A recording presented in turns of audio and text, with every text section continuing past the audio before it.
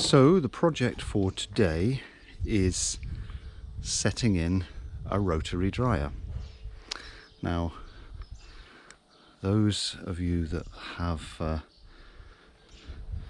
very good observation will notice that I've put it in already.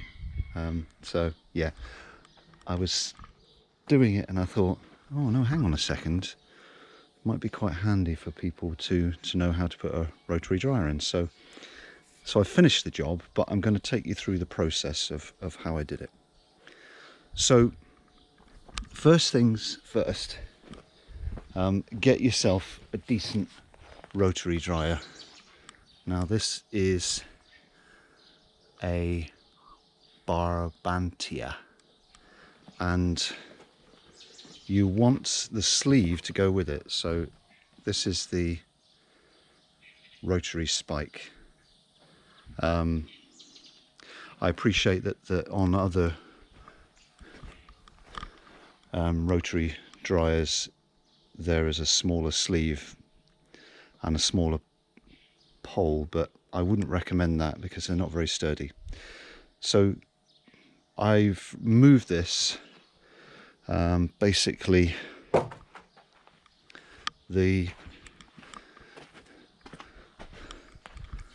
rotary dryer was about there, but obviously we now have a wall there, so I didn't bother digging it out because there's no point because it's behind the wall, so I just left it in. But I obviously needed another sleeve, so got this one. Now you'll notice that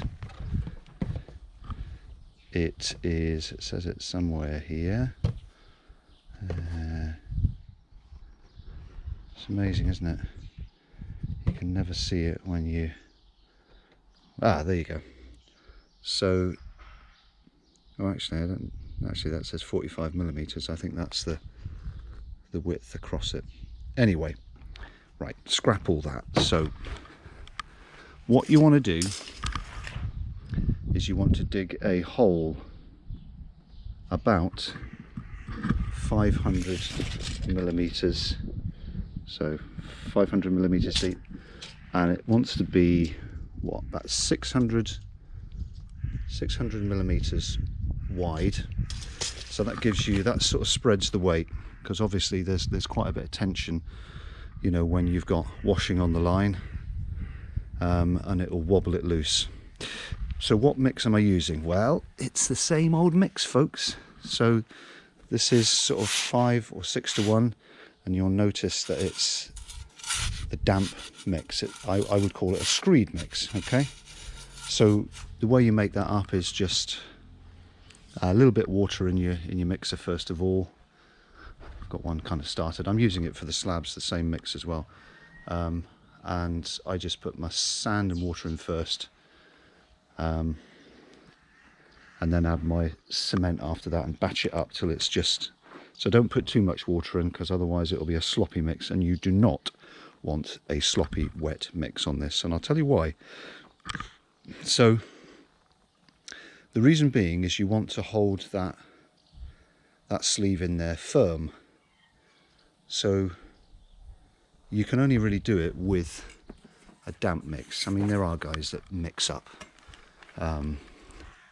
you know, really wet mix, but I wouldn't recommend it. It's much easier, particularly if you're doing stuff on your own, which I am a lot. And then basically you put your rotary drying, so you dig your hole first and put some screed mix at the bottom, and then you put your sleeve in, just so that it's held, so it's just kind of sitting there, and then you start to pack the stuff around it. And then you come to level it. Well, how do you level this thing? Well, you've got to level it on 2 sides. So you've got to level it there, and you've got to level it there at 90 degrees. Okay? So we know that that is right now.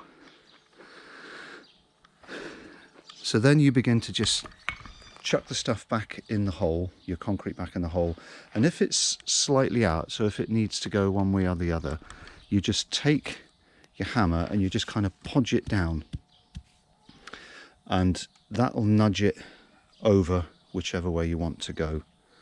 Height wise, I've done this so that it's just about level to my slab work there, okay? Because I don't want it poking, I don't want it raised way up above the gravel. This is all going to be gravel here, so I don't want it above that. So that's what you do. So podge it down, and then you just finish off the top with the same stuff, and just kind of pat it down with your trowel.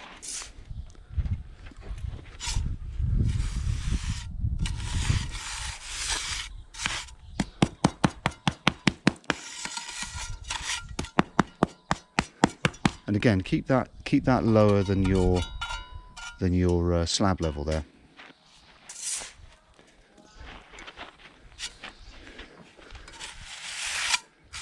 Because otherwise you will find that you're completely flurbled at the end of it if this concrete is too high.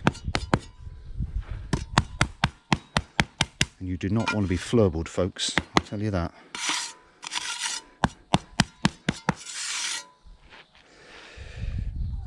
Now, last thing to do is very, very carefully take it out.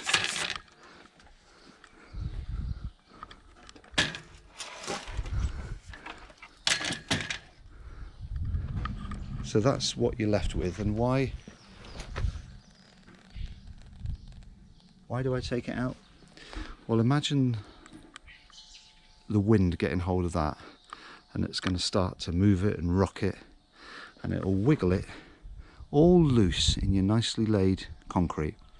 So that is fine now. So that's all you need to do, and that's how to fit a rotary dryer.